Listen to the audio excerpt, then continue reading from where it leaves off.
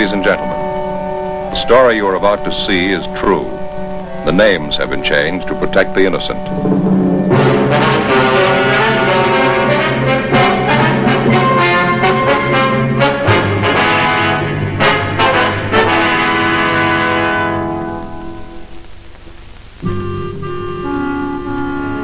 This is the city. This is the Los Angeles Police Academy, main entrance. After weeks of examination, more weeks of intensive training, you come out a rookie police officer. At this academy, you learn to uphold and enforce the laws of your city. I graduated from here. I'm a cop. It was Monday, August 9th. We were working the night watch out of Homicide Division. My partner's Frank Smith. The boss is Captain Lorman. My name's Friday. The paper said it was the hottest day of the year. It was 11:47 p.m.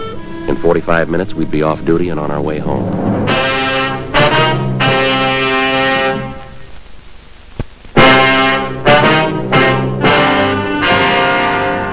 Boy, sure is a scorcher, isn't it? Yeah. 11:45 and doesn't even seem to cool off. It's hot. Well, there hasn't been a breath of air all night, Joe. Yeah, I know. Stick your head out there in the court, nothing. Well, we never get in the air in here anyway. Sometimes the boys down in robbery, if they leave the door open, we get a little breeze in the hall. Yeah. Sometimes if wind runs by fast enough, we get a little air in here. Joe, you sure about this coffee? Sure, it tastes all right to me. Why? Who made it? No, I don't mean that, Joe. I mean the theory in back of it. What theory? Well, you know how they say if you drink hot things, cools you off. If you drink cool things, makes you warm. Haven't you ever heard that theory? Who says that? Well, I've read it. In school, I took a little bit of medicine. Look, maybe I can explain it to you. They say if you take hot things into your system, like hot coffee or hot tea, your body sets up a resistance. Psst, cools you right off. But if you take cold things like lemonade, cold water, something like that, your body fights it right back and you get hot. So you drink hot coffee. Didn't you ever hear that? Well, just now, yeah. I got another theory, though. I don't think it's coffee. I don't think it has anything to do with that. There's a little gimmick right down here in your stomach. The back or the front of your stomach. It's called the spleen. The what? Spleen. S-P-L-E-E-N. They say that they don't know what it does. You know, like they say they don't know what the appendix does? Yeah. Well, I know what the appendix does. It's the oil can of the body. But the spleen, I think it has something to do with that. With what? Well, it cools you off when you're hot, and it heatens you up when it's cold. Where do you get all this stuff? Well, you read, Joe. Gee, you sit around here or at home at night. I try to read, try to improve myself a little, you know. Yeah. Funny, though, all the stuff you read. Tonight I'm going to read a little when I get into bed. Well, I can't wait to get there. You know what I'm going to do when I get home? No. I'm going to take a cold shower, just as cold as I can. Just a minute. That kind of knocks holes in your theory, doesn't it? Cold. What do you mean? Well, you said a cold shower. You take anything colder. Oh, Joe, wait a minute. No, look. That's inside. This is external. You take hot things in to make you cool. But when you go home, you take a shower, and that makes you cool. That's external, Joe. Is that right? Don't fight me, Joe. I've been doing this for years. Doesn't make much sense to me. I don't know where you read that, but I'm sure no doctor would. I'll bring you the book. I read it someplace, one of those little pocketbook things. I got a bunch of them in the back of the car. Excuse me. Yeah? Is this the homicide department where I report a murder? Yes, sir, that's right.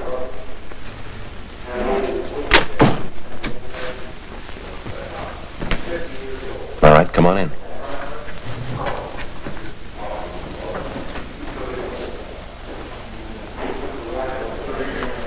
You better sit down, son. Right over there.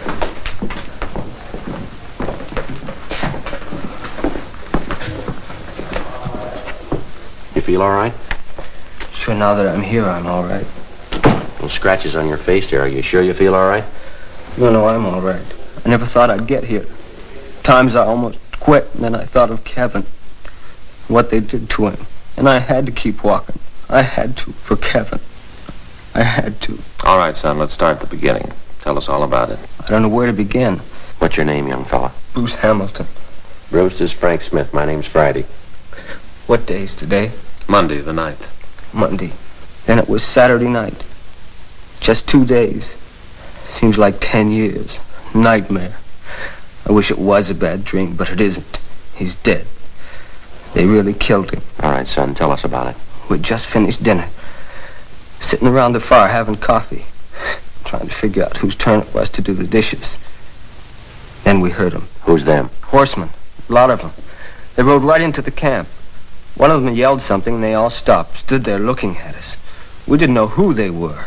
What they wanted. We just stood there. Then this big guy, I guess he was a leader, said something to us in Spanish. We couldn't understand him. All right, go ahead. You see, Kevin and I go to school together.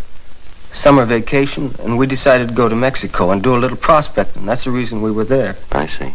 When we tried to tell him that we didn't know what he was saying, he laughed and turned to the other men, and they laughed too. The big guy said something else to them, and they got off their horses and started to go through our things. Kevin told them not to and started to walk over to them to stop him, and the leader hit Kevin and knocked him down. I started to help Kevin get up, and one of the other men grabbed me and held me. Kevin started to get up, and one of the men went over and kicked him in the face. I didn't know how bad he was hurt.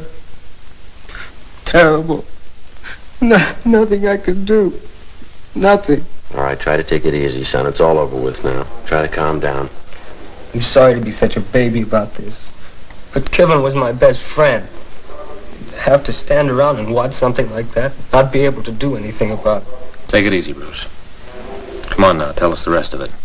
I broke away from the one who was holding me, and I ran to help Kevin. The big guy grabbed me and hit me in the face, knocked me down, started to kick me. And I got up and tried to get to Kevin to help him. Then I heard a shot.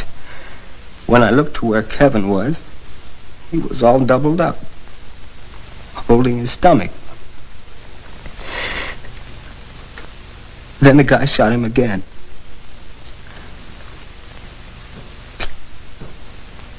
They all laughed. Thought it was a big joke. I got up, and one of them shot at me. I started running. I ran as fast as I could, but they kept shooting. I thought for sure they'd hit me, and I kind of waited for it. Then I ran through some bushes, and I fell into this gully. When I hit the bottom, I just lay there. What happened then? I could hear them talking and laughing. Seemed forever. I guess it was only a short time. Then I heard them ride away. I waited until I couldn't hear them anymore, and then I crawled out of the gully to see if they were gone. I wanted to help Kevin. I didn't see anybody, so I walked over to where he was. He was lying on his face. You have no idea how I felt when I turned him over. Yeah, we understand. Go ahead. Right away, I knew he was dead. He was shot in the stomach and in the chest. Shirt was all stained. There was nothing I could do for it. Nothing anybody could do for it.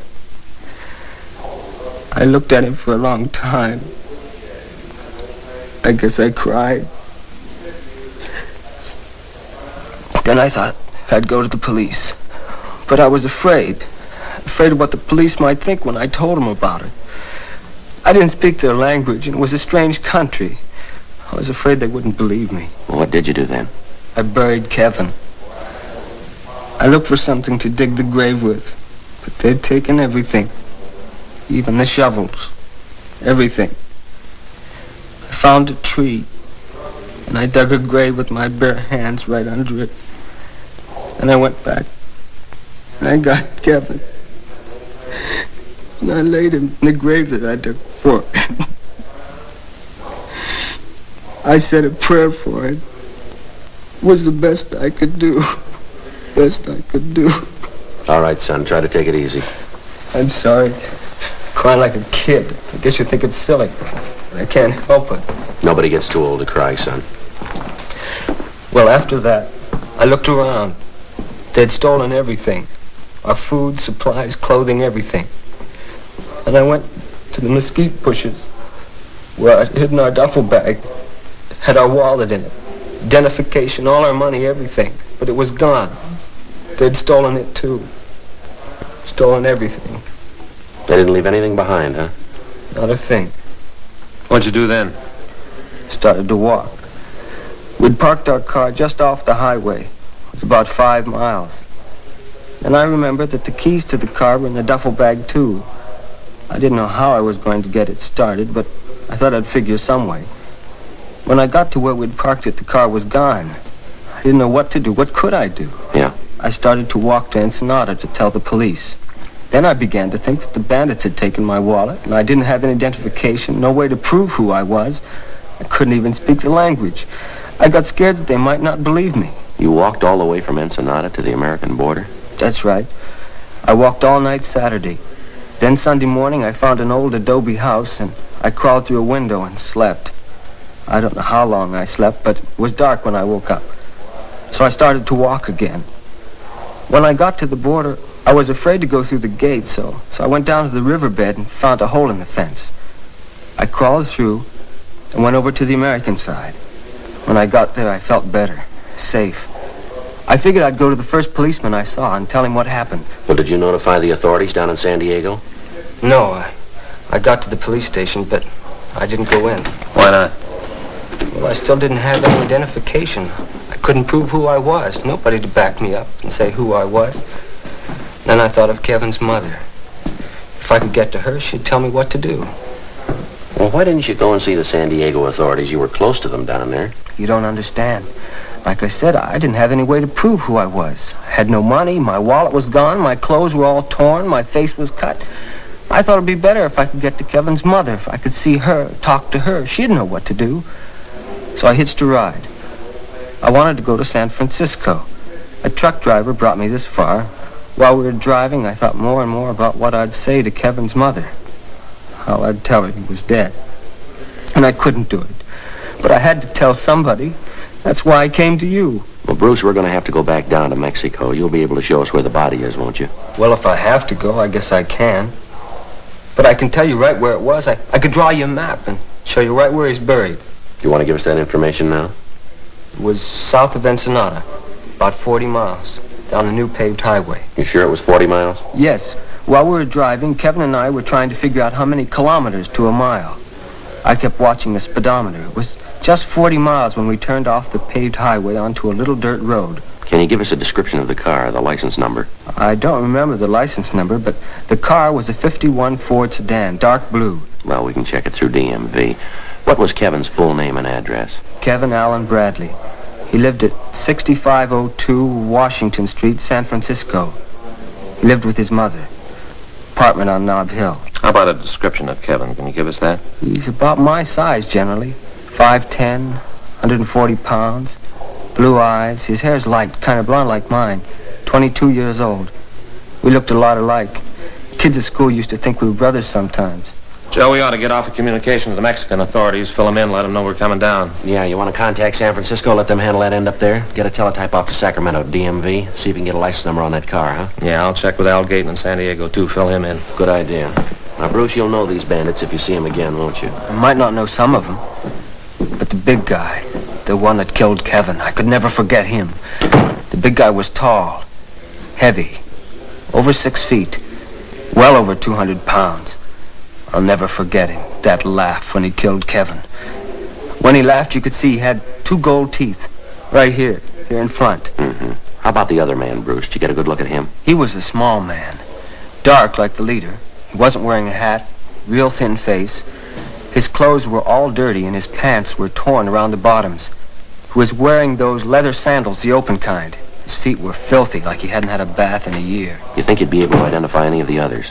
I don't know. Maybe if I saw them. Joe, Yeah, Frank. I stopped by R&I, checked the name Kevin Allen Bradley through. A teletype here from San Francisco dated July 13th. Missing persons report on Kevin. Want to read it? Well, what's it say? Is it a regular missing report? He's described as a male white American, 22 years, 5'10", 140 pounds, blonde, blue eyes, fair complected. At the time of disappearance, was wearing a dark blue gabardine suit. Was driving a dark blue Ford 1951, license number 1U55887. Something else, Joe. Yeah. He was known to be carrying a sum of money in excess of $1,500 when he disappeared. $1,500, that's a lot of money. Not to Kevin. He was used to carrying that kind of money. You see, his folks were pretty rich. He always had all the money he wanted. Mm-hmm. How about this missing report, Bruce? What do you mean? Well, didn't Kevin's mother know that he was going to Mexico? Oh, no. You see, they'd had an argument about where he was going to spend his summer vacation. She wanted him to go to Canada. He wanted to come down here. One afternoon, we just took off. Kevin went to the bank and got the money, and we just took off. He didn't tell his mother anything about it, huh? No, he thought she'd try to stop him. Probably would have, too, if she'd known. Was the money among the things that were stolen from you? Yeah. It was in Kevin's wallet in the duffel bag. I suppose it was kind of foolish to leave that much money just laying around, but we did. We didn't think that anything like this had happened. When I stop and think back over it, Kevin being dead, I don't know. It just sort of makes me sick. Now, you say you didn't have any money. How'd you get along? Well, I didn't eat much. Sometimes I'd find some fruit trees along the road. I ate some fruit, that's about all. I didn't think much about food. The important thing was to tell somebody about Kevin being killed. That's all I thought about, telling somebody. Yeah, sure. You must be pretty hungry then. Would you like something to eat? Yeah, mine tastes pretty good. Sandwich and some coffee. How about you guys? You gonna eat? Frank, how about it? Yeah. After I get communications off, I'll run across the street and pick up some sandwiches and coffee. Bring them back here. What kind of sandwich you like, Bruce? Doesn't make any difference. Chicken, I guess. Joe? Oh, ham's all right for me. Tell him put a lot of mustard on it, will you? How about peanut butter? No. Chicken for him, ham for me. Well, Joe, this place I'm going, that's all I have this time of night. Well, why'd you ask us then? Well, I thought I'd try to get you what you wanted if I could. Hey, you got any change? All I got's $1. Yeah. Here, let me get this. What'd you say? Huh? You have some money, do you? Well, I have got $10. I have a $10 bill. Thought you said the bandits took all your money. Well, what I meant is I didn't think I had any money. I found this 10 in my pocket just before I walked in here. Look, you can see it's all wadded up. It looked like it'd been in there for a long time. Just a 10, all wadded up. Yeah, the way it's all rolled up there, you can hardly tell what it is, can you? Yeah, that's right. But you can see it's a 10. See? All wrinkled up. But you can see how I missed it. Yeah, why don't you put everything in your pockets here on the table? Well, why? What did that show? Put it on the table, will you? I haven't got anything in my pockets. Well, you found the 10. Maybe you'll find something else, huh? All right, but I don't see what's going to show. Pocket knife. Handkerchief. And a comb.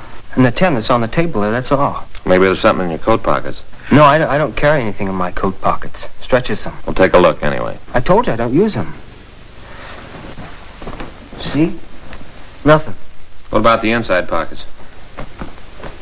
No, there's nothing there. Let me have a look. I told you there's nothing there. Well, then you won't mind if I have a look, will you? What's that, Bruce? Why, it's my wallet. I guess they didn't take it after all. Gee, thanks for finding it. You know, I probably wouldn't have thought to look for it. I just figured that it was gone. You want to show us what's in it? Oh, they're just some cards and some personal stuff. Nothing you'd be interested in. I feel pretty silly. I forgot all about it. All right, open it up. Sure. Some money in there, isn't there? Yeah. Take it out.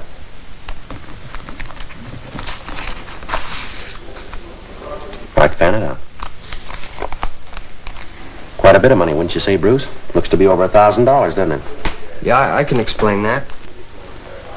Maybe you can explain this. What's that? Name in the wallet, Kevin Bradley.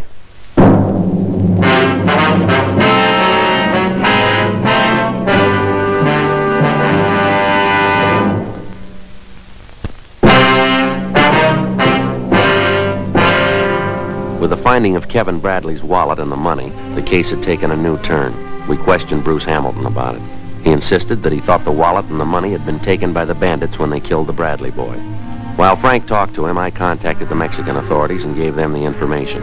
I gave them the description of Kevin Bradley and of Bruce Hamilton.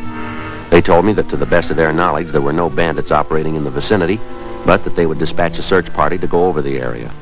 They said that they'd keep us advised of any developments that might arise. I also contacted the San Francisco Police Department and gave them the information.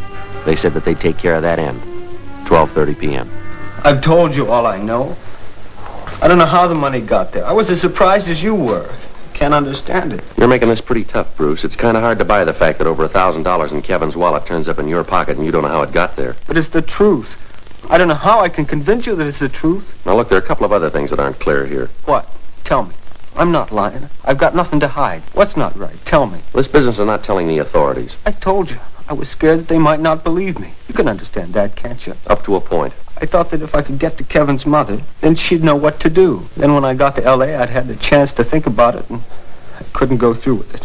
I couldn't tell her about it. Another thing, when you told us where we could find the body, you said it was about 40 miles down the paved highway, that right? That's what I said. How long's it been since you've been in Mexico? I told you, I just come back from there. Don't you believe anything I've told you? Now look, Joe and I just came back from an investigation in Mexico. The investigation took us about 70 miles south of Ensenada. We found the highway paved for only about 5 miles south. You say 40 miles. How do you explain the difference? Maybe I was wrong about the distance. You're pretty sure when you first told us about it. Well, maybe I made a mistake. Something else, Bruce. It's a little hazy here. I told you, I want to help. Anything. How far south of Ensenada did you say you were? I said about 40 miles. Now, I'm not sure. But you are sure that it was south of Ensenada. Yes. And Kevin was killed on a Saturday night. That's right. Then you started for the States right away. That's what I said. I started walking as soon as I found the car was gone. And you walked all the way to the border. That's right. How'd you walk? What route did you take? I told you I stayed off the road. I was afraid of bandits coming back. I walked along the roadside and then through the hills. I got off the roadside whenever I saw anybody coming. But you walked all the way. That's right. All the way from Ensenada to the border. And it took you how long? Saturday night and Sunday night. I got a ride in San Diego in the morning. What time do you figure that you started for the border? Maybe 11:30, midnight. I don't know for sure. And you stopped at dawn? Yeah, I stopped and slept. Then I woke up and I started to walk again. Then you're asking us to believe that you walked over 100 miles in less than 14 hours. Is that right? And through country like that down there? I don't know how long it took. I just walked. I didn't keep track of how long. No, it doesn't gel, Bruce. You're telling us that story and then showing up here with Kevin's wallet and the money. I told you, I don't know how that happened. What are you trying to prove? We're not trying to prove anything, Bruce. We just want the facts. I'm trying to give them to you, but you keep mixing me up. You got it wrong. You're mixing it up. What do you think, that I'm making this whole thing up? Look at my face. Look here. Does that look like my imagination? No, but those cuts could be self-inflicted. Why would I want to do a thing like that? What reason would I have for doing a thing like that? That's what we're trying to find out. You could have gotten those in a fight with Kevin. Maybe he didn't want you to take the money. You keep talking about the money. I try to tell you, I don't know how the money got in my pocket. I don't know anything about it. You think I killed Kevin, is that right? Looks that way, doesn't it? But he was my best friend.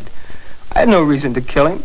He was my friend. Now, you look, we better lay this thing out for you, Bruce. You open up a whole can of beans here. You waltz in here and give us a cock and bull story about this killing. Parts of your story we can't buy. Why are you trying to sell it to us? You lied about the road. You lied about the money. The story about how you walked doesn't ring. You want to know what we think, Bruce? We think the whole thing's a lie, from start to finish, a lie. Now, you come off it. Who killed Kevin Bradley? I don't know. I don't know. Get it straight, Bruce. Did you kill him? Huh? Did you kill Kevin Bradley? Is that the reason for this story? No, I didn't. Well, somebody did. Can you tell us who? Getting me all mixed up. You're the one that's mixing it up, Bruce. We just want to know who killed Kevin Bradley. We think maybe it was you. Looks like it might have been. No, it couldn't be. Leave me alone. I didn't do it. Why couldn't you have done it? It looks like you did. Because Kevin Bradley isn't dead. What's that? He was never killed. I'm Kevin Bradley.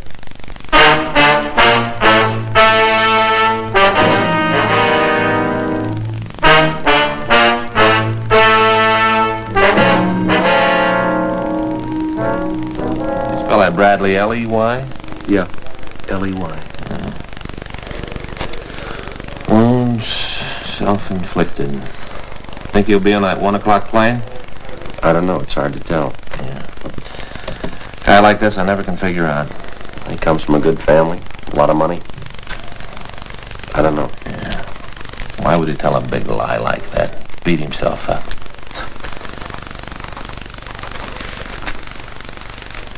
You know, we worked 15 minutes overtime tonight? Yeah, put in for it.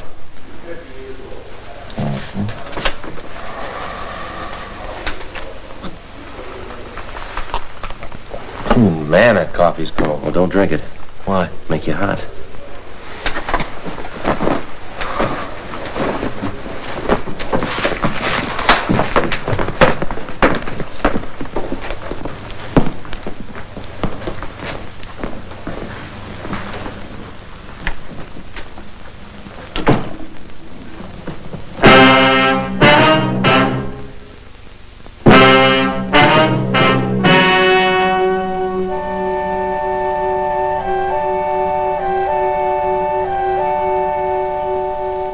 On Tuesday, August 10th, the meeting was held in the captain's office, Homicide Division.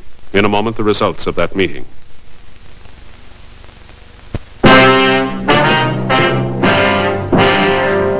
The suspect confessed the entire story was a lie. He told the investigating officers he wanted his death to be officially reported to his parents. According to his statement, in that way, he felt he could start a new life without family domination, which he claimed was excessive in his home.